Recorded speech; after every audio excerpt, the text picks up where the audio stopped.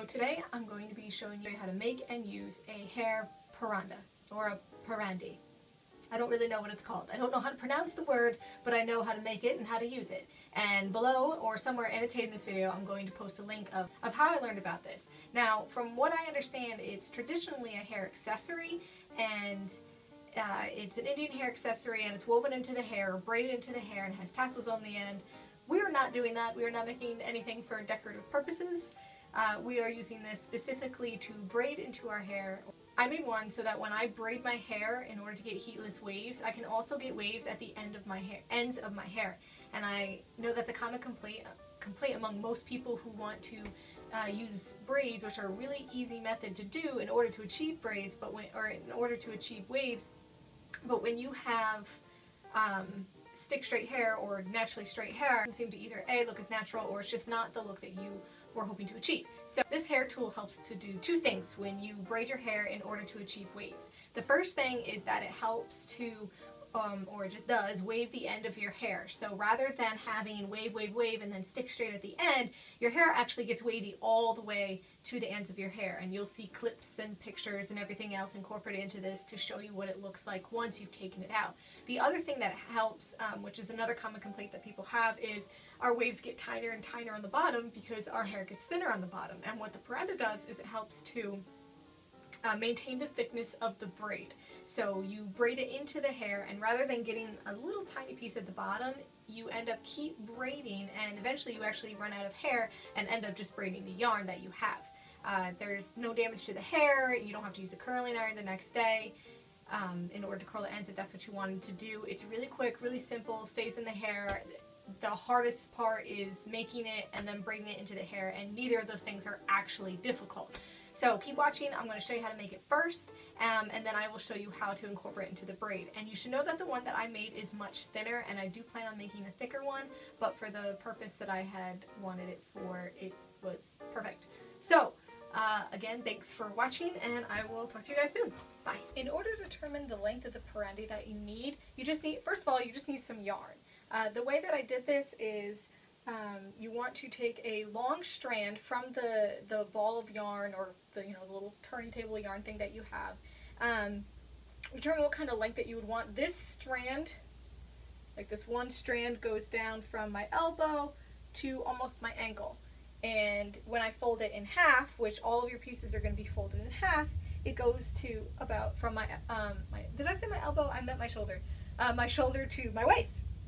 So that's about the length that I want it, because mind you, once you braid it into your hair, it's going to ride up a little bit. So you're going to lose some of that, it's going to come up. So all of my strands are going to be from, again, the shoulder to approximately my ankle. Now you don't have to measure out each one. Once you have one, you just yank that amount out, trim it, yank that amount out, trim it, all the way until you have the number of strands that you're looking for. So again, I think most of these are typically made up of 30, so you're going to have 3 sections of 10. I only made 15. I think because I was impatient. I'm pretty sure that's what happened. Okay, so next step is actually putting together your 3 sections of 5 to 10 strands, however many strands that you have pulled, and actually making the paranda tool. Okay, so now we're ready to make our actual paranda braid, or our accessory, I should say. So you have your folded sections that are all even in the amount of strands that are in them. Again, you should probably go for a thicker amount. For this purpose, I only have 5. That's the one I actually used in my hair as well. The one in the video that I first watched had 10. But just for the sake of this, just follow along. So again, they're all folded over evenly with an even amount of strands. So what you're going to do is you're going to take this first loop,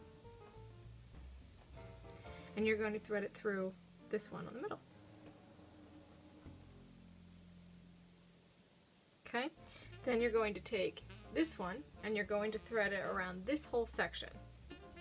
You're just essentially wrapping it around the tail that's there. So now you have what almost looks like a box, and the reason why I say almost a box is because you're going to take the tail from the one you just wrapped around, so you can see you still have that there, and you're going to put it through this loop here.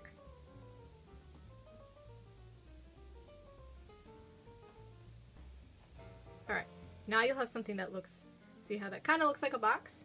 Now you're going to thread everything through. And by thread everything through, I mean pull. Alright, now you're going to pull everything into a knot. You don't need to pull it too tightly, because if you find that you messed up, you can always backtrack and restart, because this was one I actually had made. So now your knot should look something like this. If you find that the ends are uneven, you can just trim them. Ready to actually put our hair into the parandi, or opposite, put the parandi into our hair. My hair was already braided using this, so meaning that I left it overnight. What I would do to put this in my hair is I would wet it, take a water bottle and I dampen it, and then I put any products that I want to use in it. For today, what I used is something different. I used a mousse from Dove. It's Dove hair care plus mousse. I'll put a picture or something of it in there, and I put that all through my hair and then put the braid in and everything. Alright, so I'm going to turn around and show you how I do it. Some people incorporate this into the French braid on top of their hair, or put the paranda into the top part of the French braid. I can't do that just yet. I wait until I get to the bottom, so just bear with me. And again, you would also typically comb your hair before you do this, and also please pardon my bangs.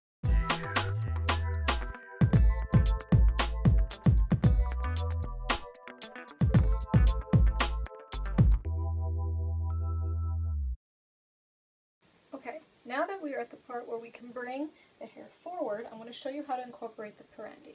Now this is something that I still am not 100% great at, but it works just fine. So please don't panic if you go to try to do this and you're like, I can't do it smoothly, because neither can I. So the first thing you want to do is make sure that your parandi is straightened out and that the bottoms or anything aren't all tangled, and then hold it into the little trio of strands that you have. And you want to line up your strands that are on the parandi with the three sections that you have of your hair.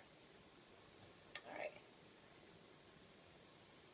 Once you have that set, you can begin braiding, making sure that you are, again, incorporating the sections of hair with the sections of parandi. And I would recommend doing this in a mirror, which I'm about to do.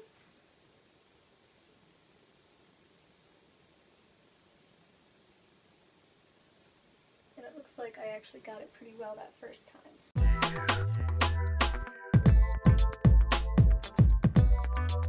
Now typically, hopefully you can see this, where my hair is getting ready to stop. And also, if you see a lot of layers poking out, that typically won't happen when your hair is a little bit more damp.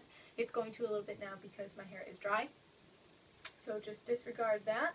But anyway, you can see as you get to the bottom of the hair, your hair will be tucked into, the ends of your hair will be tucked into the parandi, but you are still braiding the parandi. So again, your ends, in effect, get braided along with it.